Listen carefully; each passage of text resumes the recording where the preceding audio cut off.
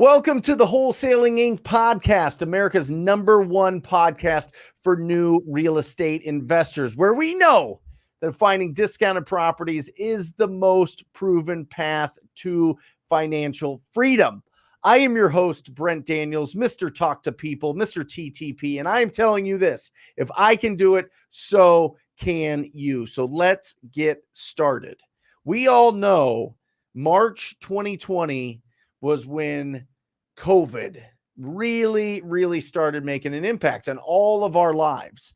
But the guest that I have on the podcast today, this is a really interesting story, and I'm really excited to share this with you. Not only just the story, but the inspiration that you get from the story and some tactics that you can start using to implement into your business so that you can be as successful as this young 25-year-old out of Fort Lauderdale. But listen to this: loses his job in April, is applying for jobs, figuring out what's going on, decides to get into real estate, starts to get into wholesaling real estate in October. Since October until this recording right here in August, which is about 10 months, he has closed $273,000 in wholesale fees and assignments. This is absolutely incredible. You got to hear the story about how he did it, because he took 90 days to get his first deal.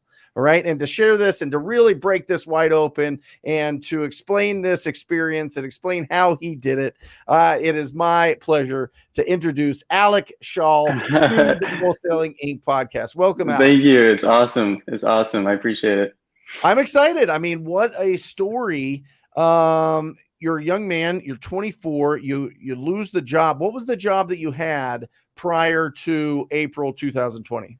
Yeah, so it was a sales job. I was working in corporate sports. So originally thought, sports is a safe market, and then COVID happens, and we all know what happened to sports. So it was crazy. How long had you been doing that? So I graduated college in 2019, and then I did it from like July 2019 till March 2020. So just fresh. I mean, you were starting at the bottom of the inside right? Sales, cold calling, selling season tickets and like luxury seating and everything like that. Yeah. So, the grunt work. Wow. And then you were rare in this world, because you actually found wholesaling from your dad. There's not a lot of people that are finding this from their parents, because wholesaling really is a relatively, over the last 10 years, it's kind of caught on. But most people, when they're real estate investing, they were thinking about buying rentals or fix and flips or development. Wholesaling kind of came in and people realized this is the foundation of your real estate entrepreneurial efforts, is being able to source discounted properties. Your dad actually brought you into that. How did that go? Yeah, so he did. I'm blessed that he got exposed to real estate. So he read Rich Dad Poor Dad back in like 2010. So I've been exposed into real estate. Yeah, yes, sir. For about 10, 11 years, I've been exposed into real estate now. So I grew up with him doing it. He never wholesaled. He bought from wholesalers. But yeah, he was more on the buy and hold side while he's doing his W-2. But yeah, he's like, you know what, just do wholesaling. You like sales, do this. And that's kind of how he got me exposed into it. So in April, did you get some sort of severance package from your job? Did they give you a nice nest egg to live off of for a while so that you could kind of get on your feet and decide what you want to do or find another opportunity? What do you do? It's April 2020. Yeah. What's going on with Alec? What are you doing? Yeah, so I mean, it was going well. January, February were great. I was working in like Major League Baseball, so it was like opening day was around the corner in March, and then COVID just cancels everything. And they gave us like a month of pay in April, and then it was kind of just do your own thing. They kind of had to cancel the sales department, not cancel, but like kind of let go sales department guys, especially newer guys, which I was. Slowly they were trimming it off, and I was the first one to go, one of the first people to go. But I had some savings, from working. I had like 5,000 saved up. So I had enough for rent for a few months. Yeah. Yeah, but then did you live by yourself? Did you have a roommate? So I was living by myself. I was living in Miami at the time. And I was living by myself. I had still had my lease and everything. I was taking care of a dog at the time. Like I was fostering a dog. Like I was doing all of this stuff. And then my lease ended in August, and my mom was like, you can't really afford rents anymore. Come back and move in with me. So I'm like, oh my gosh. So I just turned 24 at the time. It was like a year ago around this time, actually. I think I moved in with my mom, and she has like a small 2-2 condo. And now I'm living with my mom at 24, unemployed. A year prior, I had a really good job, not like a high paying job, but like a job I really enjoyed. Yeah, and now you're back at mom's, right? Well, luckily I have my own apartment now in Fort Lauderdale. No, but you did. You Oh moved yeah. back in. Yeah, You so I was moved back back with my in with your mom. Yeah, so mom. in August of 2020, I'm living with my mom. And I mean, it was a blessing, and it was cool that she allowed me to do that. But yeah, so living with my mom, 24, unemployed, trying to figure out like what I'm doing midst of COVID and everything. Yeah. So then you start out and you decide you want to get into real estate. You decide you want to do wholesaling. I believe you joined TTP in October. Is that right? I did. So I Yeah. joined TTP probably my second or third week actually starting. Yeah, I'm like, all right, let's get this toned in, Alec, try to figure out what we're doing here. So And I that's what love I this did. because people think that like you need like this, you need an office to make calls from, or you need a good space to make calls from. Like, explain to people where you were calling. So basically, for anybody, if you've never heard, if this is your first time listening to the podcast, basically listen. If you want to find discounted properties, you want to find incredible opportunities, you have to have consistent quality conversations with distressed property owners. So we show you, how to find those lists of distressed properties, how to get their phone number and what to say. Now, Alec has the list. He has the phone numbers. He knows what to say. Where are you when you're making your calls? So my mom's a teacher, and I'm back at her, condo. And she's teaching from home because of COVID. And she's taking up the whole living room, dining room area, teaching. So I'm like, man, where am I going to cold call?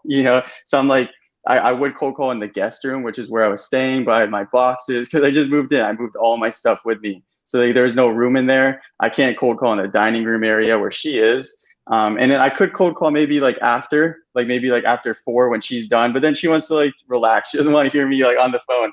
So I'm like, what do I do? And luckily she has like a small little laundry room in her condo. So she has a small little laundry room, and we're like, oh my gosh, it's like limited AC. It's like a small little room. And what we did was we brought like a white fold out table that you bring to like a family barbecue. And we put like a cheap office chair in there. I put my computer in there, like wires like going out the door. And that's where I got started. I just was pounding out calls in there. And how many, talk to me about what your schedule looked like. I did the same thing every day when I first got started. Like I literally lived and breathed like real estate. Like I didn't do anything. Woke up, early in the morning, went to the gym, took a cold shower, got like fired up, got like pumped up, and would literally just cold call. I did that for give me a time. By the time you're done with the gym and the shower and all that, what time is it that you start calling? Probably from like 9 to 10. Like 9-10 I start, and I would go on to like 6 or 7 every day. All day? Yeah. But like I'm crazy. Like I don't mind cold calling. Like I kind of enjoy it at the same time. I'm one of those guys. So like it was like whatever, like I like talking to people on the phone. I did it before. I didn't mind. So I would just go all day just pounding it in this little laundry room with like no AC. But yeah. So can you remember, as you're making those calls, do you remember what your favorite lists were that you were calling when you were first starting out? Yeah. I mean, at first I was trying to do niche lists, like pre-foreclosures and everything. I do like the driving for dollars lists. closed a few deals during doing those lists. Those are always the best leads. But honestly, nowadays, like I like absentee. I really like absentee. I feel like absentee is a good way to get warmed up when you're cold calling too. Just getting yelled at. Like I think getting yelled at is a good thing. It warms you up a little bit. And I think absentee is just the bread and butter of my business. I'm assuming most wholesale businesses. Explain what absentee is for anybody that isn't familiar with that term. Yeah, sure. So absentee is somebody that lives in a different house and owns that house. So with absentee, we're really shooting for like a tired landlord. The best absentees are like out-of-state absentees. You could just throw a lockbox on the house, vacant house, out-of-state absentee, throw a lockbox on it. But absentee is when somebody owns a house and doesn't live there. Tired landlords are the best leads in my opinion. Tired landlord. So when we're pulling lists, we're looking for people that are non-owner occupied, right? This isn't their primary residence. We're looking for people that are owning these properties for at least 7 years. We know that on average, people hold properties for 7 years, and we want to let appreciation do its thing. We want to make sure that there's a good amount of equity in these properties. And the cherry on top is you look for properties that are older, built before 1990 or before, because now you've got the perfect storm. You got older properties where people don't live in them, so there's not that strong emotional connection, and they've owned it. They've got enough equity in there, and they've owned it long enough to where if they're not really suited to be a landlord, or it's just ready, they're just ready to finally unload these properties, it's the perfect storm. That's where you find a lot of opportunities. I'll tell you, 80% of the deals that we do are non-owner occupied or tired landlords. Now, whether they be on our driving for dollars list or probates or pre-foreclosures, they kind of all blend in there. But for the most part, 80% are, they don't live in those properties. And that's typically what we run across. Is that similar? Oh yeah, for sure. And you stack the driving for dollars and the absentee, like those are my favorite leads. I love those ones. But yeah, I mean, absentees are the best. Tired landlords, you can't go wrong. So you just said another interesting word, stacked. What does that mean? So I'm spitting out words. But yeah, so we stack our lists now. So we have a lead stacker. We use batch leads, and a stacked lead would be somebody that's on multiple lists. So if there's a contact that's also on absentee and driving for dollars, it's a stacked lead, and we target those ones a lot. Those ones are usually the better leads. We go with everything, but we hone in on those ones. Love it. Love it. Yeah. I mean, we use that as well. So basically you're pulling you're getting multiple layers of distress. Yeah. Right. You might have somebody that's behind on taxes and it's vacant, and they're on 2 lists. That is somebody that, shows outward signs of motivation, of distress. And that's what we're targeting. Remember, when you're going after really good opportunities, you have to solve a problem. Right? You got to find a problem that you can solve. And I'm not telling you this, Alec. I'm just telling the audience. Yeah. No, I got you. You got to find a problem that you can solve. And that's what we get paid for. That's why we make such good amounts on our deals. What's your average deal size right now, Alec? Just kind of right now. Yeah. Right now it's probably around 33,000. Exactly. We're at 42. You're at 33. Yeah, it's looking good. I am telling you, it is just and there's a lot of pride in that because you know that you're providing an incredible value, whether it's somebody going through pre-foreclosure, whether it's a vacant property, whether they're not paying property taxes. Now all of a sudden you get new owners into these properties, property taxes are getting paid, which goes to the schools and the streets and the security and everything.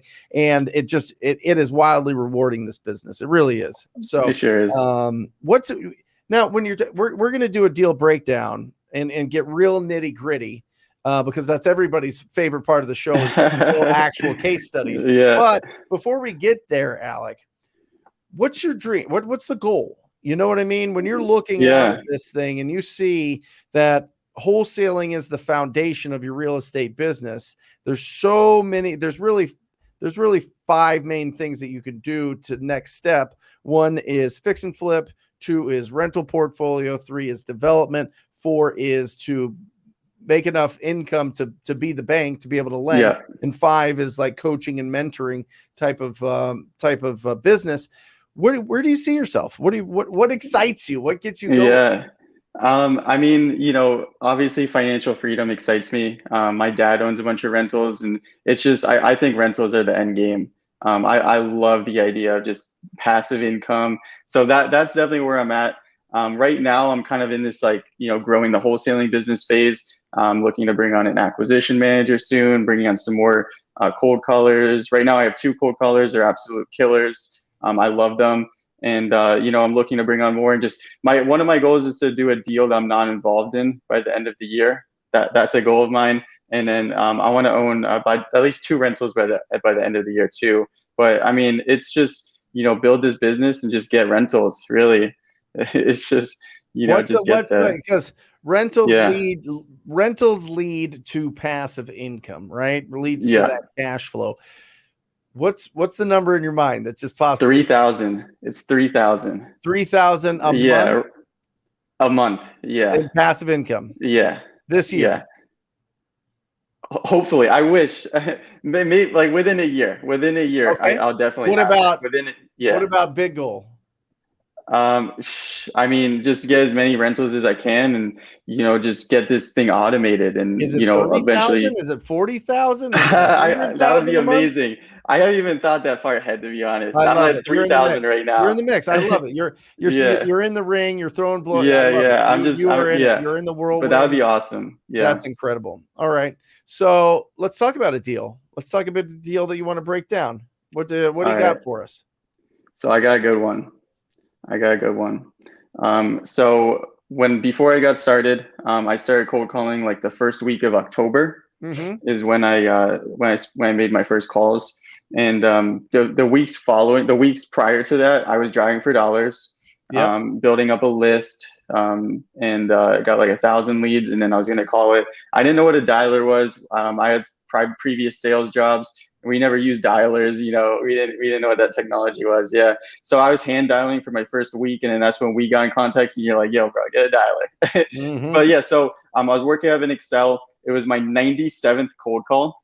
I remember because it was the first person that didn't yell at me, and I caught this lady. It was probably like 6 p.m., 5 p.m. I caught this lady, and she was just leaving work. She was like waiting at the bus stop, and she had time to talk to me. And basically, she bought this house 10 years ago with her boyfriend, and they broke up, recently, and now they're looking to sell it. So I'm like, okay, cool. We would be interested, and we were talking. I'm like, okay, like, what are you looking to get for it? And she's like, well, we owe like 130 on the mortgage, so we would probably sell it for that. I'm like, okay, I'm looking at the Zillow, and I'm not good at pulling up comps at this point, but like the Zillow is like 200, like 210. So I'm like, okay, like maybe I could wholesale out for like 140, 150, just trying to figure it out. Like I haven't done a deal at this point, obviously. So we're talking, and she's like, yeah, I'll talk to my ex-boyfriend about it, and then call back in a few days. So I call back in a few days, and she's like, yeah, he's not looking to sell it. We got back together. We're not selling anymore. I'm like, oh my gosh. So then I follow up in a few weeks, even though she told me that. And I'm like, hey, anything changed? Just to see, you never know. And she's like, yeah, we ended up breaking up again, and we do want to sell. I'm like, okay, cool. I mean, not cool, but like cool for, but like, so then I was like, okay, like, what are you guys thinking? And she's like, let me talk to him about it and see where we're at. So I literally would follow up like 1 week, and she would be like, oh, we're still thinking about it. Next week I'd follow up, we're still thinking about it. Next week, oh, we got back together, we're not selling. Next week, oh, we broke up again, we're selling. I'm like, what is going on? I just had him in a constant follow-up route, following up. And then so we were talking. That probably went on, that weekly follow-up probably went on until like mid-November. So it's like a month and a half now. And then I'm literally calling. One thing that I like to do with follow-up is I like to lead with a negative. So I'm like, hey, it's Alec. I know you hate hearing from me. I know you're so tired of hearing from me. But I'm just wanted to see what was happening. And then it's like, no, don't worry about it. It's like, oh, hey, it's Alec. I'm sorry to keep bothering you. I know you hate hearing my voice. It's like stuff like that. And then they kind of get defensive. So I would do that every single time. And that literally, like, she was in my follow-up every week for like 3 months. And then one day in like late December, I wake up to a text message. I look at my phone, I wake up to a text message, and it's like, call me at 12. I'm like an unknown number just says, call me at 12. I'm like, what? So I walk over to my Mojo. I'm using Mojo at the time. And I'm using, we don't use Mojo anymore, but we're using Mojo, and we're using Mojo as a CRM too. We're using like the calendar feature. And I type it in the Mojo, and it's her number. I'm like, I'm surprised I didn't save her number. I never saved it. So I saved her number after that, and I call her at 12. And she said, oh yeah, we're selling now. Are you still interested? And I was like, yeah, of course. So she's like, I'm like, oh, I said, when can I come by? And she's like, whenever. I'm like, okay, can I come today? You know, I'm like, well, the oil is hot, you know, make the move. So she's like, yeah, sure, come at 4. So I literally, that same day, I go to the house at 4. I finally meet her in person. It's like, well, finally we get to meet in person after literally weekly phone calls for 3 months. You know, it's like, it's crazy. So I'm like, you know, she was sweet. We were talking, and she's like, you want to see the house? I'm like, yeah, like I want to see the house, of course. And I walk in the house, and it's like, if you go on like Google Images and you type in like wholesaling real estate, like before and after fix and flip or something, and you look at like the worst before, like that's what the house looked like, right? It was like, I walked in, I'm like, this is wholesaling, you know? I was like, this is it, you know, this is what it looks like. So I walk in the house, I'm like, oh my God, like broken furniture, none of the appliances worked, like dog feces in the house, like it was bad. I'm like, wow, nobody should live there. Like nobody should live there. So I'm like, oh my gosh. And then, you know, I walked around the house, and then we left the house, and we were talking price. And she's like, well, you know, we owe the 130 on the mortgage, but we want to walk away with like 10 each. So we're thinking like 150. And that's what I thought I was going to like wholesale it at originally, like get it for 130, wholesale it for 150. So I'm like, oh, maybe it's not a good deal anymore. But I was like, okay, I'll run the numbers and see if I can make that work. And even if I brought a contract that day, I wouldn't have been able to lock it up, just because the boyfriend was also on the lease and he wasn't there. So I looked up the comps when I got home, and there was like comps in like 250 now. I'm like, what is going on? Like the prices are rising like quickly, like in that 3 month span. So I call her back the next day, and I'm like, hey, you know, I think we can make 150 work. When would you want to do this? And she's like, okay, let me talk to him. I'm like, no way. Here we go again. Yeah, here we go again. Get back together again. Every time. Yeah. Going through the whole thing back again. Together. So another 2-3 weeks. That was like late December. Another 2-3 weeks. We're like in mid-July now. We're like, I call her, and she's like, I call her 1 week, like mid-July, and she's like, okay, yeah, we're ready. You want to come? She's like, but we have to do 160 now. And I'm like, I think 160 is still a good price. So I come over with the purchase agreement. I like come over, house still looks the same, just like drop it on the table. I'm like, all right, let's do it, you know? And he's not there, of course. So he has to sign it. Yeah. And every time I'm about to come over, he books it. You know, he has like a moped, and he's out. You know, he sees my car, he's out. So I'm like, bro. So I follow up like the next day, he's not there. And then out of the blue, like he just goes MIA. Like he disappears off of the face of the earth for like 2 weeks.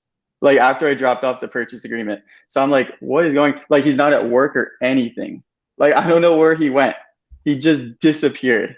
So I'm like, oh my gosh. So that was like mid-January. Now it's like early February now. So what is it, like March?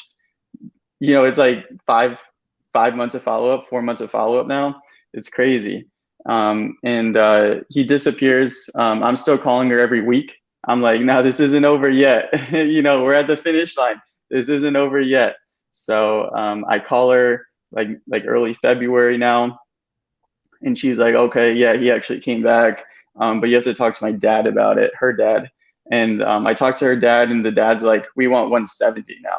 I'm like, oh, you guys just gonna keep raising it on me? Like, come on. So I'm like, all right, if we did 170, could we get it done? And he's like, yeah, like the ex-boyfriend will sign it if we get 170. So like, that's like, they want to walk away with like 20 each, which is like, I'm like 170, maybe I go wholesale out for like 180. It's tight now. So I go to the house that same day, maybe same day or next day, with another purchase agreement for 170. The old one is still sitting on the table. They said they couldn't find it. It's in the same, it's like the same spot I left it. I drop it off. He's not there.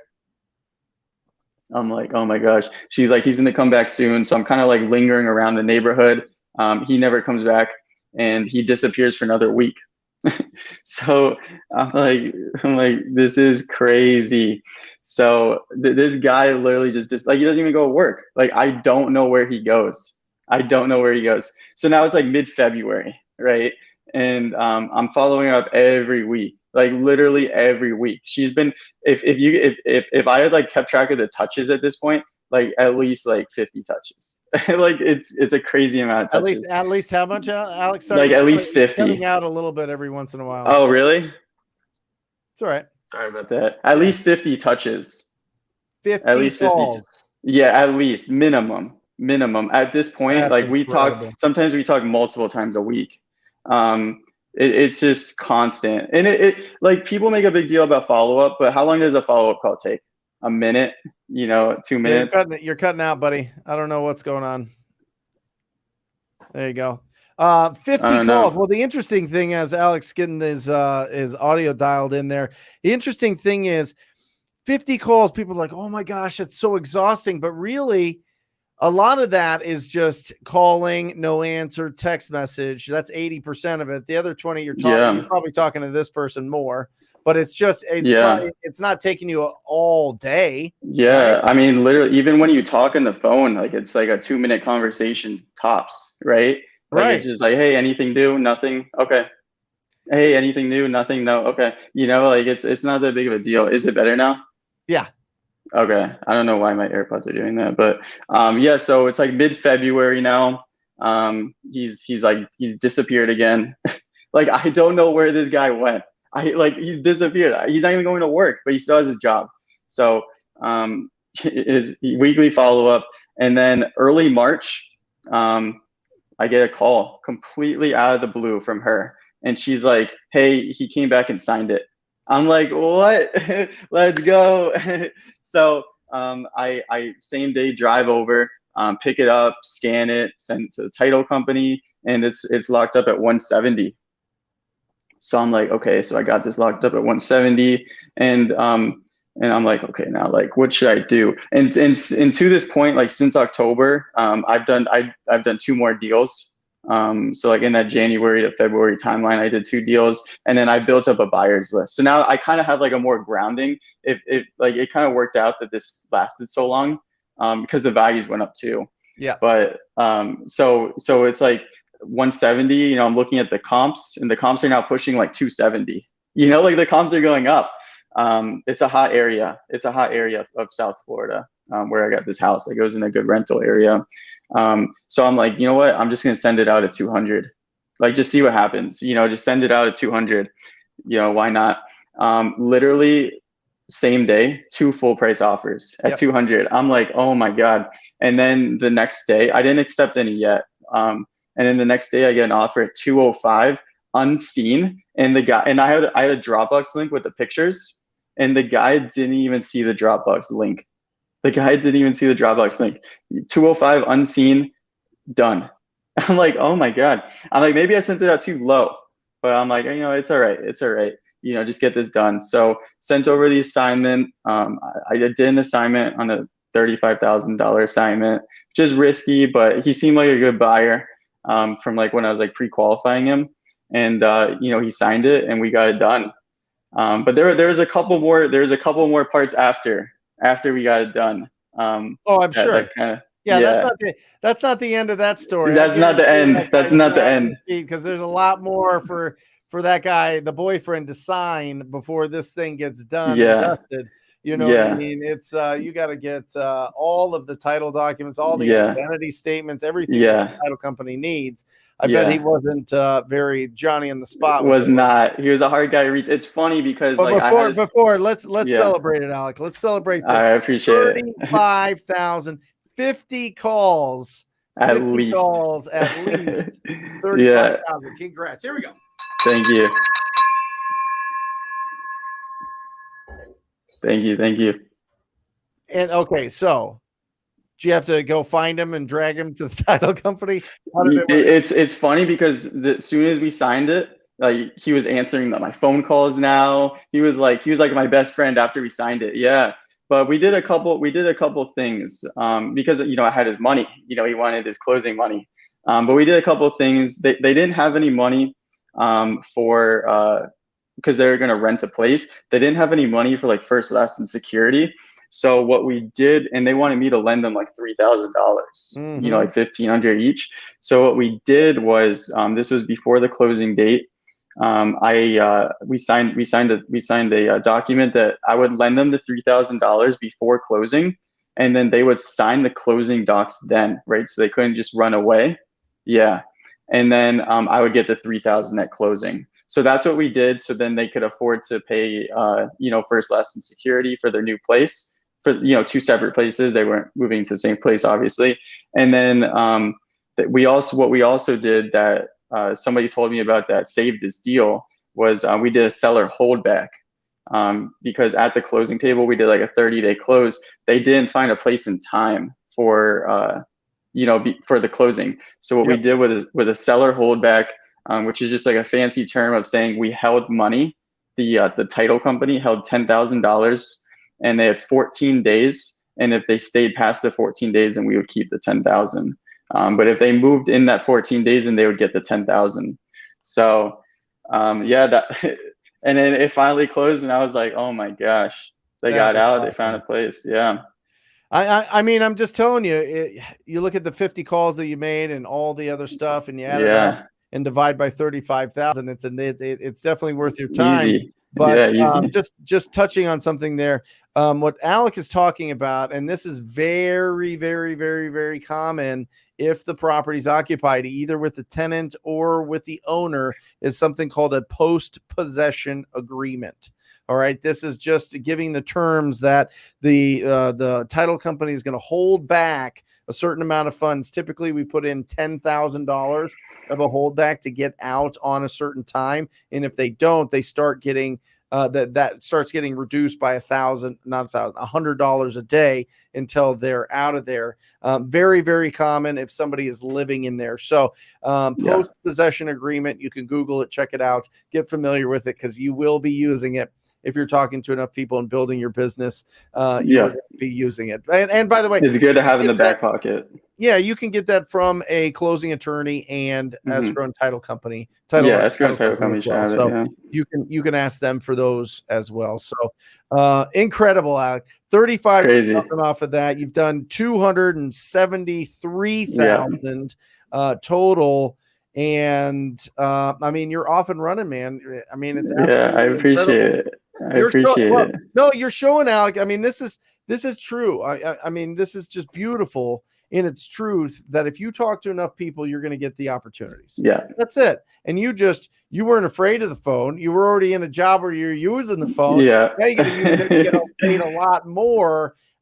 Just such an advantage. So to everybody out there, if you're, kind of scared to make calls, or you have a fear of the phone, or the phone feels like 500 pounds, just look at the flip side of this. Look at what you can do. Look at what the service that you can provide. Yes, you're going to have to, find these people that are in these distressed situations, but you get the opportunity to solve that problem, because they're not solving that problem by themselves.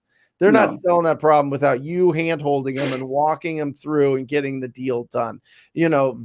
Other investors are not going to spend 50 calls. They're not going to go and reach out to somebody and organize and them care about it. It's just, it really shows your heart, Alec. It really shows that you are out there to serve the community, and you get paid handsomely for it. So, it was a rewarding deal. I'm actually still in touch with her. We talk every once in a while. That's awesome.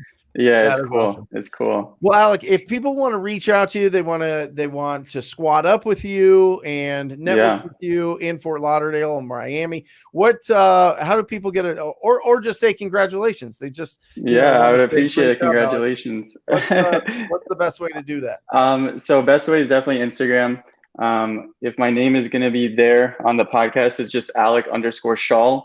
So ALEC _Schall, SCHAAL on Instagram. That's the best way. I'm in the Miami, Broward County, West Palm Beach, and Port St. Lucie markets, and a little bit of Tallahassee too. So we're in those markets. So if you're in those markets, definitely reach out. Otherwise, would love to connect. Love it. And give advice to people just getting started out. Yeah, sure. So, I mean, I think the go-to advice that everybody hears is like, just get started, right? And I think that's super important, right? Of course, just getting started is, the best advice you could take. But I think there's a lot of other things that are needed in this business. Consistency, patience is super important. This isn't a business of instant gratification, right? A lot of people think, oh, I'll just call this person and they'll sell it and I'll make $10,000. And you hear that all the time. On the 10th cold call, they sold their house and they made 10,000. But even then, it still takes 30 days to close, right? So it's not even instant then, right? It's not a business of instant gratification. You got to win the day. You got to win every day. Results will come. I had a deal that completely messed up like my second month of wholesaling. The other guy made $40,000 and I had to cancel a contract and he made that much money. And like, I thought about quitting so many times, but I was just like, no, just keep going. It's a journey. It's a journey. There's no magic. It's just inputs and outputs, You just got to keep doing it. I love it. Well, thank you, Alex, for being on here. A couple resources that he touched base on. He talked about building his Driving for Dollars list. Obviously, you can do that with Deal Machine. Yeah. That's dealmachine.com. They're absolutely phenomenal. The best of the best when it comes to Driving for Dollars. Use the coupon code TTP. They're big fans of the Rhino tribe. Use that coupon code TTP. Also, batch leads. You can check out that for texting and stacking your list and staying organized. Again, you get a discount code at TTP. Alec, thank you so much for jumping on here. I appreciate it, man. It was awesome. That is awesome. And for anybody out there that is interested in joining the most proactive group in real estate investing, it is the TTP family. It is the TTP program. Go to wholesalinginc.com/TTP. That's wholesalinginc.com/TTP. Check it out. Check out the reviews. Check out the testimonials. Check out the success. I am telling you, if it feels good in your gut, sign up for a call. We look forward to talking to you, and I look forward to working with you personally. And that's it. Until next time, I encourage everybody out there to go talk to people. See ya. Love you.